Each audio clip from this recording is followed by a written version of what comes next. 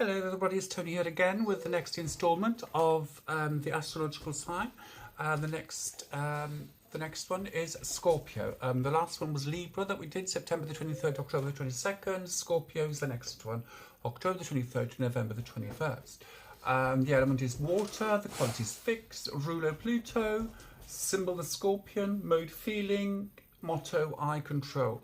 Right, through personal experiences with loads of Scorpios that I do know, they do hide their emotions. They don't like showing their emotions at all. They hold their cards very close to their chest, especially when feelings are involved or situations like that are involved.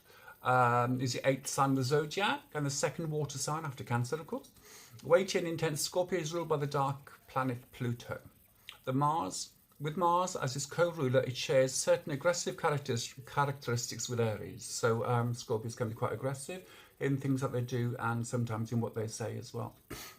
It's more fixed in its orientation. Scorpio symbolically demonstrates the power of middle age and the corresponding ability to direct and control the life around it. The word control is a big word there, is the main word there, because Scorpios do tend to like to control every situation in their lives without letting go and without any compunction to let anyone else in on their secret or on their, what they're trying to control. As long as they are in charge, they don't really care of what goes on.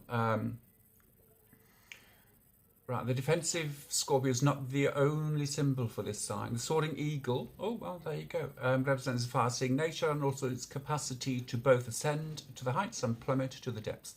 Scorpio has a capacity to shun human contact if it wishes and deal with serious matters in a purposeful fashion.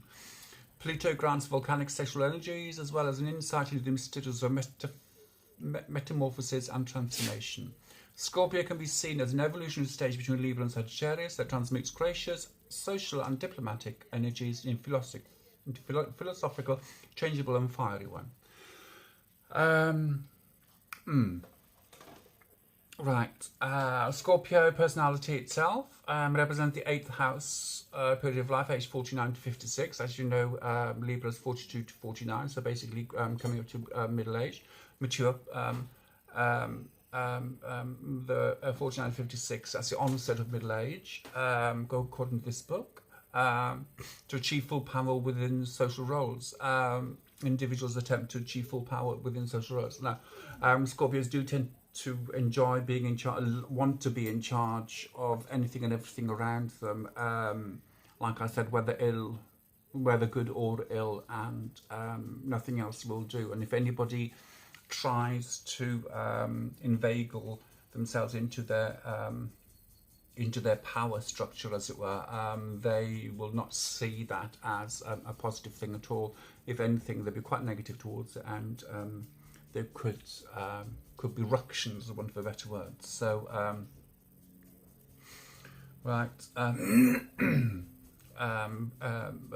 Mars.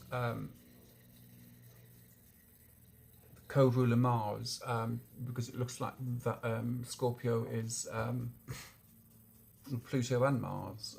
Well, there you go. No wonder they are the way they are.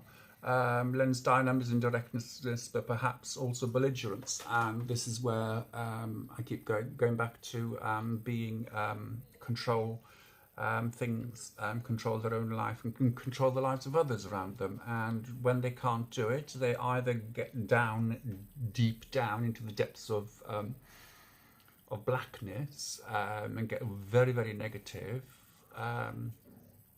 or they just make life hell for the people around them. And that's what Scorpios are like. No other sign has been more maligned than Scorpio, and indeed many Scorpios have been unfairly labelled as treacherous, underhand and oversexed. In fact, Scorpios do have an intimate connection with the world of the unconscious. Furthermore, the themes of death and rebirth play a dynamic part in their lives. Many Scorpios seem to undergo an arduous, sometimes agonised process of transformation and metamorphosis in their personality. Now, personally, I've never seen that. I've never seen that with Scorpio people. I have, however, seen them trying to control things around them, and when it doesn't work, they lash out and blame everybody else for things not working and not looking at their own situation. But I'm only going by what I know personally about these people who have these signs, because remember that these books are basic generalization of each astrological sign anyway. So each individual are are different. But the Scorpios, I've known quite a lot of Scorpios. I used to get on with them when I was much younger. I think it's because I was trying to find my own personal way, and having somebody there to try and control things around me and around them, and control me as well to a certain extent. I was quite happy to stop thinking for myself, and to stop thinking about my being trans and not being in the right body and everything like that, and everything negative that goes with that. It's, they are very, very suspicious. Scorpios are very suspicious. Very suspicious of people, and I found that out a few times actually. There was one I shared a house with, and she hated me because I got on with her husband, and me and her husband were best of friends, and she didn't like the fact that he listened to me and my machinations, as it were, and he always stood up for me, whereas she was trying to control the whole house, and because she couldn't, because of my being pig-headed, for want of a better word, which I can be very pig-headed, as all people that really know me know what I'm like. She hated the ground that I walked on, and which was fine with me, because I didn't particularly like her anyway, because she used to twist things around, and it was quite awful actually. But hey ho, and I used to turn to her for advice and things, but she used to just stand there as if she was more than high and mighty. But there you go. Apparently they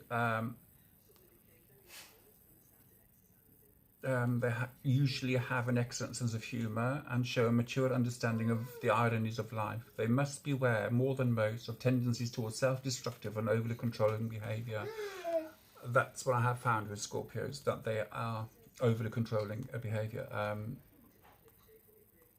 They don't like taking the back seats. That's the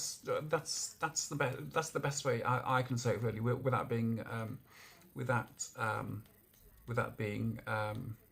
being horrible.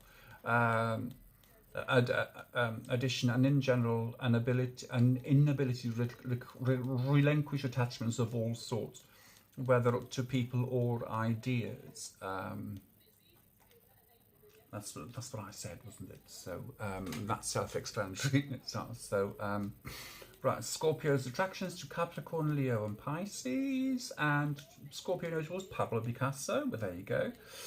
Hillary Clinton, Whoopi Goldberg, Theodore Roosevelt, Diego Maradona, Hedy Lamarr, right, Sun Yat-sen, and whoever else. So, but yes, so that's a Scorpio for you, and I did add a little bit of my own understanding of the Scorpio this time as well. And when I do end up going through all these 12